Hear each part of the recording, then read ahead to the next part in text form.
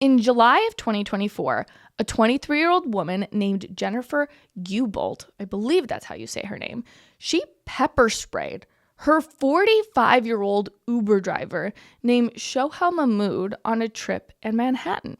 Jennifer jumped into the front seat of the Uber and began pepper spraying Mahmood after he began praying in Arabic at a red light. There is video footage of the incident, and you can hear Jennifer's friend telling her to stop. She's dropping an F-bomb just to be transparent. Here's a little clip of what that looked like. What?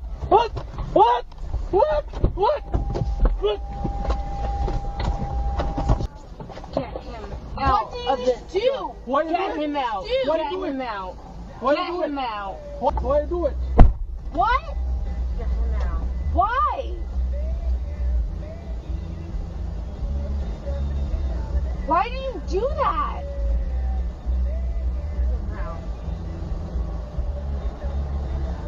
Jen, why the do you just do that?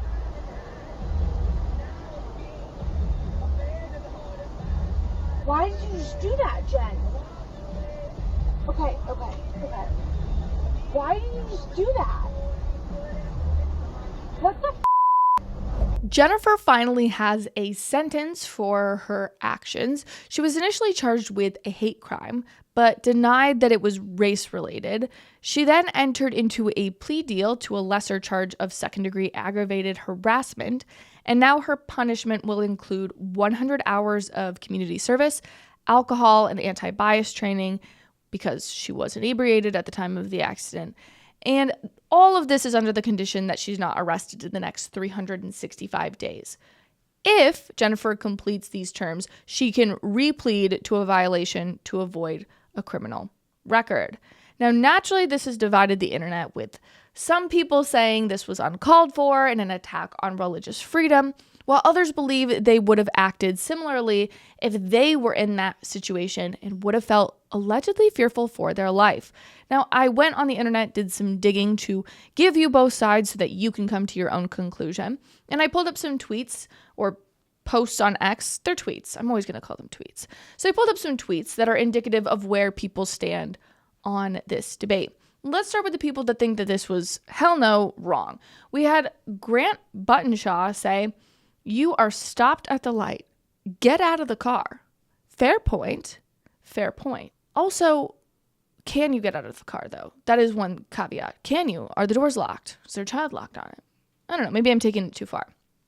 Then we have Luke, who said, "You're a hater if you think it's okay to pepper spray someone because they prayed in a different language. You don't have to be in a church to say, quote, 'Lord have mercy,' and you definitely should not be pepper sprayed for saying it." So yes, a lot of people do believe that this is a hindrance to freedom of religion, and there's a tinge of racial bias to it as well, right? If you don't understand Muslim prayers and you hear a Muslim prayer, you might insinuate that maybe something bad is going to happen to you, because before attacks, they traditionally start with a prayer and then it just goes south from there. But that's not to say that every time a Muslim prays, something bad is going to happen. But you don't really know, because you're not around and you don't understand the culture, and that's why people have come to the conclusion that this is some sort of racial bias. Then there's a second tranche of people who believe that this was actually a very reasonable conclusion for this young girl to come to. We had a tweet from Ryan that said, "You're my driver. You stop at a red light. You start your Islamic prayers. I'm convinced you're about to go kaboom. I decide I'm not going to follow you into paradise. I pepper spray you. Sounds reasonable to me." We then have another tweet from Mike S. that reads, "Judging someone by their appearance is wrong. Judge them by their actions. I would have been on high alert if my driver started praying to Allah like they do before an attack." Now, shocker of shock to everyone in my audience that knows me, but I fall somewhere in the middle of these two opposing views. Would I ever pepper spray my Uber driver, who has his foot on the gas, by the way, and is in control of my life in that moment? No. Literally never. This was a terrible judgment call by a very drunk girl. And by the way, she's paying for it. Just because the racial bias charges got dropped does not mean her life is not ruined for it. She's been outed. This isn't just a random woman, Jane Doe. She's got a name. She lost her job. She was employed, recently out of college.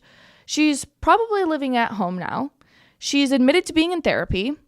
Her life is going to suffer for her decision or poor decision making while inebriated.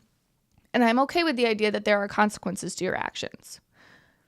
Now the question lies, do I think it's appropriate to start engaging in prayer while you're driving in Uber? Honestly, whether this was a Muslim man or a Christian woman, it's slightly socially awkward behavior. I'm not saying it's wrong, but I am a Christian woman, and if I had passengers in the back of my car who I didn't know, I would just be praying in my head if I felt the urge to pray around people, or I'd whisper and turn the music up so that they couldn't hear. I wouldn't be engaging in this all out loud prayer because I have people in my car and it's my job to make them feel comfortable. And I just don't know how they feel about religion. And if my job is to get them from point A to point B with the fewest reasons to complain as possible, then you're not yelling and shouting prayers. And in that moment, I understand how that socially awkward behavior could bring someone like Jennifer to the conclusion that their life might have been threatened. Now, in hindsight, which is always 2020, the Uber driver, Mahmoud, seems kind enough. He said that he has already forgiven her for her actions because he's a religious man. And that is, of course, noble in any situation. But I think two things could be true at once. It's my favorite phrase in the world. Someone can be reacting poorly to someone's socially awkward behavior that probably didn't need to happen in the first place. But this is a very contentious debate online. I believe the video I showed you of that Uber cam footage had 7.6 million views. So please let me know where you stand on it. Today's show is brought to you by the Challenge the Faith podcast. It's a raw, real, and honestly sometimes uncomfortable look at what it actually means to follow Jesus in today's world. Challenge the Faith asks the questions most Christians are afraid to, like, why do we suffer? What is worship really about? And do denominations among Christianity even matter? Now, this is not a sermon. It's not a lecture. It's a fly-on-the-wall experience of honest conversations that challenge Christians and encourages skeptics.